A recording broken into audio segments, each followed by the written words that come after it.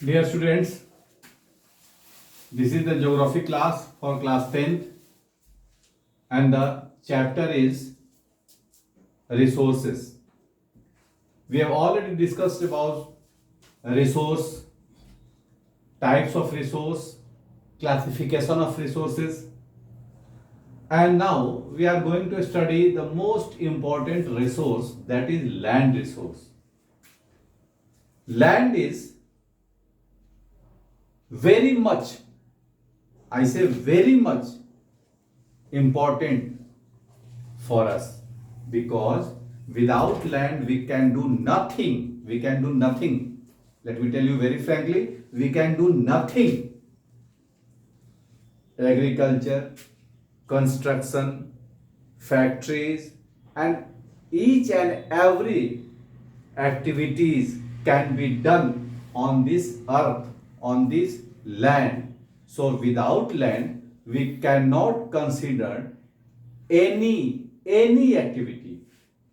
So land is very important resource, and we are going to study here what is the use of land in our country, or how do we use the land resource in India. The different usage of land resources, I am going to tell you use of land resources in our country. Number one is forest. Land is used for forest. बहुत बड़ा हिस्सा जमीन का किसमें है? जंगल में है. दूसरा इस्तेमाल है जमीन का, land not available for cultivation, means the land which is not used in agriculture. This is categorised into two category. Number one, barren and wasteland, and number two, land put to non-agricultural uses like building, construction of building, roads and factories. वो जमीन या जमीन का वो हिस्सा जो कि agricultural काम में नहीं आ रहा है, कल्टीवेशन में नहीं आ रहा है, तो उसका दो पार्ट हो सकता है. एक तो या तो बैरन लैंड है, यानी कि वो बंजर भूमि है, या वेस्ट लैंड है that can not be used for agriculture. दूसरा वो लैंड है जो कि हो सकता है कि वो बैरन भी हो सकता है कि वो एग्रीकल्चर लैंड भी हो, लेकिन उसका हम इस्तेमाल करते हैं, उसका हम यूज करते हैं नॉन एग्रीकल्चरल वर्क में. And these non agricultural works are for example construction like buildings, roads and factory. तो ये कुछ जमीन का हिस्सा हम इस्तेमाल करते हैं इसमें. किसमें? तो बिल्डिंग बनाने में, रोड्स बनाने में, फैक्ट्रीज बनाने में. The third use, other uncultivated land, मतलब वो जमीन जो कि अनकल्टिवेटेड है और उसका हम इस्तेमाल किस में करते हैं. देखिएगा इसमें, ध्यान रखिएगा, इसमें लिखा हुआ है एक्सक्लूडिंग फैलो लैंड. तो फैलो लैंड तो वो है जो कि एग्रीकल्चर लैंड है, लेकिन जिसको हम एक आध साल के लिए या एक आध सीजन के लिए हम एग्रीकल्चर वर्क में नहीं ले आते हैं, तो उसको हम बोलते हैं कि वो फैलो लैंड है.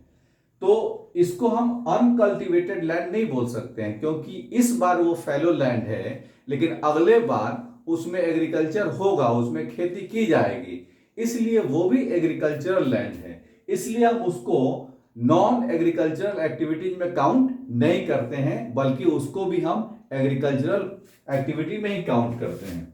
तो अनकल्टिवेटेड लैंड जिसका हम खेती में इस्तेमाल नहीं करते हैं, उसमें क्या क्या हो गया? तो permanent pastures and grazing land, यानी कि जो चारागाह है, जो कि खेती के लिए नहीं है, वैसे ही चारागाह छोड़ दिया गया है, वो जमीन हो गया. Land under miscellaneous tree crops, gropes, यानी कि जहां पर झाड़ झंकार या फिर झाड़ियां हैं, बहुत सारे एरिया ऐसे हैं जहां पर झाड़ियां ही झाड़ियां हैं, वो सारा जो एरिया है वो उसके जमीन भी इस्तेमाल में किए जा रहे हैं, लेकिन वो झाड़ियों में वहां पर एग्रीकल्चर नहीं हो रहा है. And C culturable waste land, यानी कि वो जमीन जो कि अभी बेकार है, किसी काम के लिए नहीं है, लेकिन खेती की जा सकती है. और कल्चरेबल वेस्टलैंड हम किसको काउंट करते हैं? जिस पर कम से कम 5 साल से खेती नहीं हो रही हो, यानी कि 5 साल या उससे ज्यादा सालों से अगर वहां पर एग्रीकल्चर नहीं हो रहा है तो उसको हम लोग कहते हैं कल्चरेबल वेस्टलैंड, यानी कि वो खेती करने लायक जमीन है लेकिन अभी बेकार पड़ी हुई है। दूसरा इस्तेमाल हम करते हैं, फोर्थ यूज है फैलो लैंड। फैलो लैंड का मतलब जो मैंने कहा आपको कि जब हम किसी एक सीजन में उस पर्टिकुलर लैंड पर जब हम कोई एग्रीकल्चरल वर्क नहीं करते हैं उसको हम ऐसे ही छोड़ देते हैं फॉर रिटेनिंग ऑफ न्यूट्रिएंट्स, ताकि वो जमीन नेचुरल तरीके से न्यूट्रिएंट्स ले सके, उसको हम लोग फैलो लैंड बोलते हैं। हिंदी में इसको परती बोला जाता है। तो पहला इसमें ग्रुप हो गया करंट फैलो, मतलब इस साल हमने छोड़ दिया अगले साल उस पर बोएंगे। और दूसरा हो गया अदर देन करंट फैलो, यानी कि 1 से 5 साल के बीच में वहां पर एग्रीकल्चरल वर्क नहीं हुआ है। और फिफ्थ है नेट सोन एरिया। अब नेट सोन एरिया का मतलब क्या हो गया कि मान लीजिए कि आपका 43% लैंड एग्रीकल्चरल है, इसमें आपने 2% लैंड को छोड़ दिया है फैलो के रूप में, तो आपने बोया कितने पर? 41% पर। तो जितने उस सीजन में जितनी जमीन पर आपने एग्रीकल्चर किया या खेती करी उसको हम लोग बोलते हैं नेट सोन एरिया या फिर ग्रॉस क्रॉप्ड एरिया। तो इस तरह से हम जमीन को अलग अलग यूज में ले आते हैं, लैंड का यूज अलग अलग हो सकता है। अब इंडिया की बात जब हम करते हैं तो हम लोग लकी हैं, और वास्तव में हम लोग लकी हैं कि हम इंडिया में पैदा हुए हैं, क्योंकि ये एक ऐसा लैंड है जहां पर आपको जितने भी लैंडस्केप्स देखने होते हैं वो सब मिल जाता है। You can see plateau, you can see mountain, you can see plain and also desert. मतलब नेचर का जितना भी पार्ट होता है ऑन लैंड वो आप यहां देख सकते हैं। अब देखेंगे तो 27% क्या है, यहां पर पठार है, और 30% माउंटेन है, और 43% प्लेन है, यानी कि पहाड़ भी है, पठार भी है और मैदान भी है। तो इस तरह से इस मामले में हम बड़ा लकी हैं कि हमारे यहाँ पठार भी है, पहाड़ भी है, मैदान भी है। जबकि कई देश ऐसे हैं जहां पर पहाड़ नहीं है तो वहां पर पठार नहीं है, तो वहां पर मैदान नहीं है, यानी कि वो प्लेन एरिया नहीं है। तो इस मामले में हमारे यहाँ सब कुछ अवेलेबल है, और हम इसी 43% जो एरिया है उसके बारे में हम अभी मेनली देख रहे थे। अब हम देखेंगे तो टोटल इंडिया का एरिया है 3.28 मिलियन स्क्वायर किलोमीटर। इस 3.28 मिलियन स्क्वायर किलोमीटर जो एरिया है उसमें सर्वेड लैंड जो हमारा है, यानी कि जो हमारे कब्जे में है या जिसको हमने अपने यूज में रखा है, उसका 93% है। यानी कि 7% लैंड या तो फिर वो डिस्प्यूटेड है, चाहे वो इंडिया चाइना के बॉर्डर पर हो, चाहे इंडिया पाकिस्तान के बॉर्डर पर हो, चाहे इंडिया बांग्लादेश के बॉर्डर पर हो, या फिर ऐसे बहुत रिमोट एरिया जहां पर फॉरेस्ट का रिमोट पार्ट जहां पर हमने अभी उसको सर्वे नहीं किया है। तो ये 93% जो लैंड हमें मिला हुआ है जो हमारे सर्वे में है उसको हम मान लेते हैं 100%। और इस 100% को हम कैसे इस्तेमाल करते हैं इसको हम देख लेते हैं। It is very difficult to sketch this figure on the board, so I am going to tell you in this book. You can see the land use pattern in India in 1960-61 and second in 2002 and 3.